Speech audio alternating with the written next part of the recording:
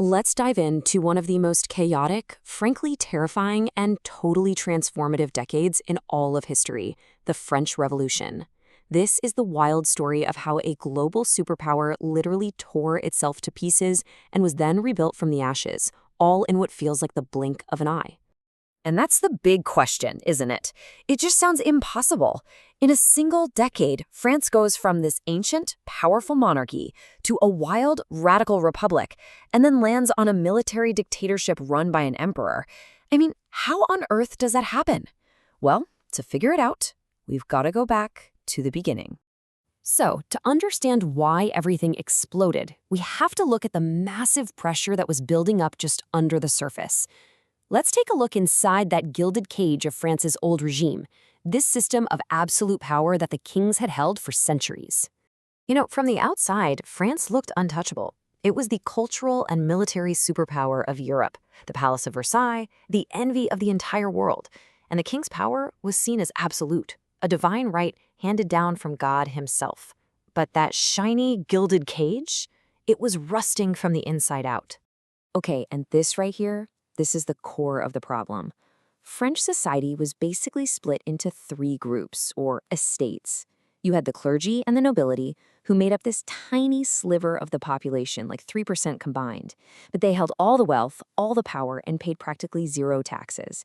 The entire tax burden fell on the third estate. That's everyone else, from the poorest farmer to the richest banker, and they had absolutely no power. So you've got this incredibly unfair system.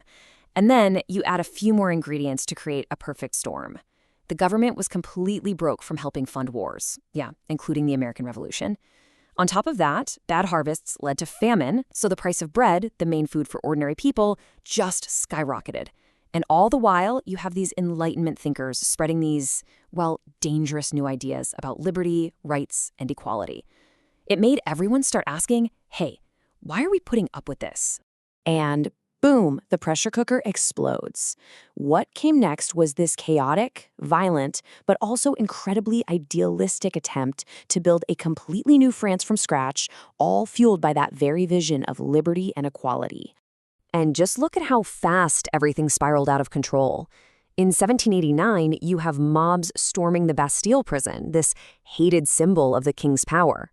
Just 3 years later, the monarchy's gone, abolished.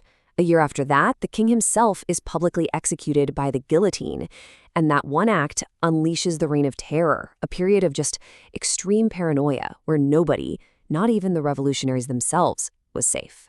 But what was driving all this madness? It was this beautiful, powerful idea: liberty, equality, fraternity. This was the revolution's slogan, its dream. It promised a world that was the total opposite of the three estates. It was a vision of a nation where every single citizen was free, equal, and united as one. It was an electrifying idea, and it would change the world forever. But that dream, it turned into an absolute nightmare.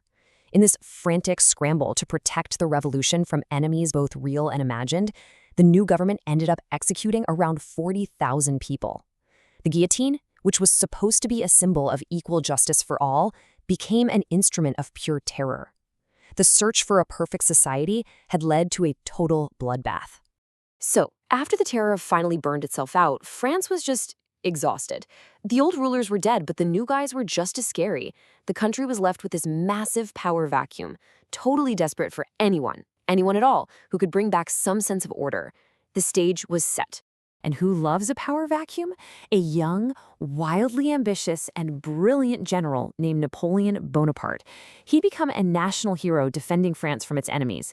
He saw his chance, and he absolutely went for it. His path to absolute power was just ruthlessly efficient. First, he was the heroic general, winning the hearts of the people. Then, as the consul, he used that fame to pull off a coup in 1799 and grab political control. And finally, in 1804, he made his ultimate move. He took a crown and placed it on his own head, becoming emperor and bringing the revolution full circle. But Napoleon was smart. He knew you needed more than just an army to rule. You need order. And his greatest achievement was arguably the Napoleonic Code. This was one single set of laws for the whole country that got rid of all the confusing old feudal rules. It locked in some revolutionary ideas like legal equality, well, for men anyway. but it definitely prized order and state power above individual liberty. And you know what? It worked. It brought stability back to a broken France. So, after all that bloodshed and chaos, did France just end up trading one absolute ruler for another? Well, not exactly. The country that came out of this fire was fundamentally and permanently changed. I mean, the old world of the three estates? It was gone, for good. The very idea of a nation belonging to its citizens, not just to a king, was born right here. Napoleon's legal code ended up being a model for dozens of other countries, and this new, efficient, fiercely patriotic France was now stronger than ever.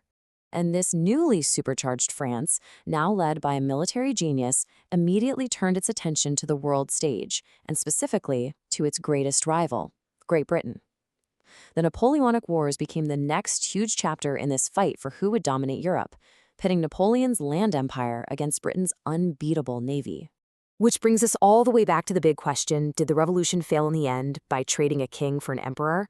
Or was all that terror and chaos the necessary, terrible price for progress? There really is no easy answer. But what's clear is that the fire of the revolution, for better and for worse, absolutely helped forge the world we all live in today.